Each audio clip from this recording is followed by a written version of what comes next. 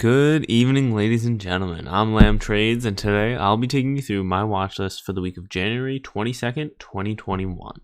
If you're new here, this is my weekly watch list video that I show what stocks are at the top of my list to watch out for this week. Don't be shy and hit that subscribe, as I am posting content like this every single week and I would not want you to miss out. Make sure you stay till the end of the video to see what my favorite play for this week is, and if you want to keep up to date with my trades and follow along with what I'm doing during the week, I will leave my Discord link in the description where you can join and see exactly what trades I'm looking at every single day. Also, I do want to invite you guys to leave any stocks you want me to chart or go over in the comments, and I will be sure to cover it in the next video. To begin, let's go over the important events that are happening this week. On the economic side of things, there really isn't anything too big happening this week other than the inauguration of Joe Biden, which is happening on Wednesday. I think what happened at the Capitol was a one-time event, however, you never know, so I would watch out for that, but it shouldn't be too much. On the other hand, it is earnings season, so things could get crazy this week. As we saw last week, banks reported on Friday and they did slightly miss. As I mentioned in last week's video, I would be watching for JP Morgan and Delta, as they would usually give a hint for what the rest of their respective sector would do. Delta did beat earnings and JPM did the best of the banks that reported on Friday. But we are also going to see Bank of America and Goldman Sachs, which are two huge companies in the banking industry, on Tuesday. So that should be interesting to see what they do and how they perform. Then Tuesday after hours, we will have Netflix reporting earnings. Netflix is always the first of the FANG to report, which is Facebook, Amazon, Netflix, and Google. And Wall Street tends to group these stocks together. So if Netflix does well, then they assume the rest of the FANG will do well, even though they're all in completely different sectors. I know that makes no sense, but that's just what they do. So that will give us something to look for, and we'll also have Intel on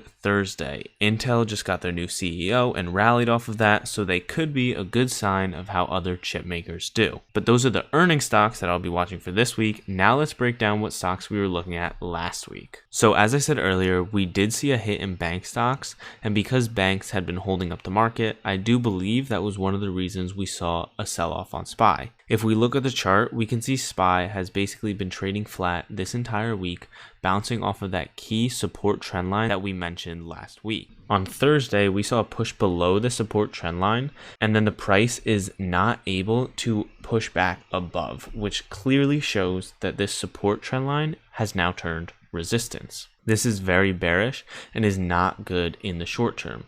However, if we go to SPY on the 4-hour time frame, we can see that that initial support trend line is at that 370 to 371 level with the 200 SMA right on top of it. If we can see a push down to this level, I would expect to see a bounce, but if not and we break through, things could really get ugly. That is on the technical analysis side though, and on Friday we did see not the best earnings from banks. Retail numbers were not good, and the $1.9 trillion stimulus was announced, which I believe did turn into a sell the news event. This goes to show how many things the market is really influenced by, and it is very important to never risk more than you're willing to lose. Now, let's get into the stocks we were watching last week. The first stock we were watching was Snapchat. I called out a potential break of that 54 level, and if it did break, I would anticipate a continuation upwards. Little did I know Snapchat would be breaking the day after, which I did not expect,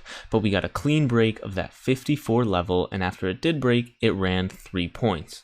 It was then held down by tech selling off and unfortunately fell to that 48 level. However, if we pull it up on the 4-hour time frame, it was caught right on that 200 SMA, and it does have clear support at $48 and $50 level. If we can hold these two levels, I do like it for a potential bounce into next week. Next, we talked about Amazon. In the past few days, Amazon really has just been unable to show any strength and unfortunately fell below that support trend line on Friday with an increase in volume. I would expect a retest of that 3,000 to 3,050 level as it's shown support in the past, but things could get ugly in the next couple days if it is not able to bounce from there.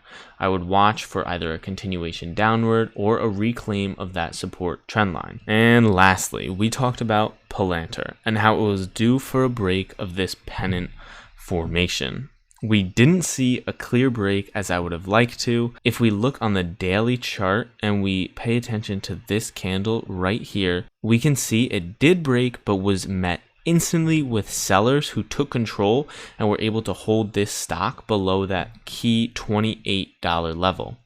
However, if we go on the 4-hour chart, we can see it is still clearly holding above that 200 SMA, and it will be very important to see what PLTR does on Tuesday or Wednesday, as it will tell whether we are going back to the 22 level or breaking out past that $28 level. If you guys are still watching and enjoy what you see, all I ask is that you hit that like button and subscribe, as I really do put a lot of the work into these videos and would really appreciate it. But now let's get into this week's plays. The first play I'll be watching this week is Facebook. As we can see from the chart, Facebook had formed a descending triangle and was unable to break above, so it did sell off after breaking that support level at 263. But it was caught by the 200 SMA on the daily, and it does have support at this 246 level. We can see earlier it had been resistance, but after earnings, we gapped up through this level and turned it support once, twice, and 3 times, and it is now retesting that level. In addition, they are reporting earnings next week, so I do like the chance that it will experience a possible earnings run-up. I do like the possibility of a bounce, however, I would be careful as they will be reporting earnings, so I would advise not to hold through that. The next stock I'll be watching is AMD. Now, if I'm going to be honest, this is a risky play. On AMD, we saw a bloody past few days and a close at low of day on Friday, which is in no way bullish. But if we go to the daily chart, we can see AMD is following this support trend line. In my opinion, it's really been held down by bad news this week and the market falling.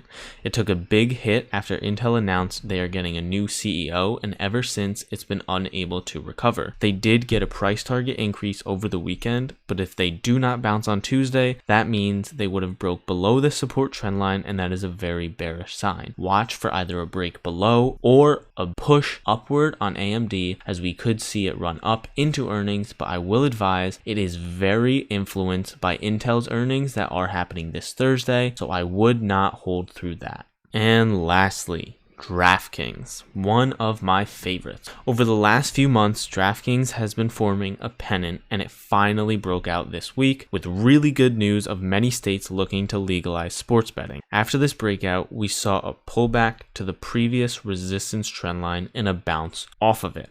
If DraftKings is able to push up on Tuesday, this will be a clear indicator of that resistance turned support. And I can really see a retest of all-time highs if this happens. This is my favorite play going into this week, and I'll be giving updates on it in my Discord. Make sure you click the link in the description to join.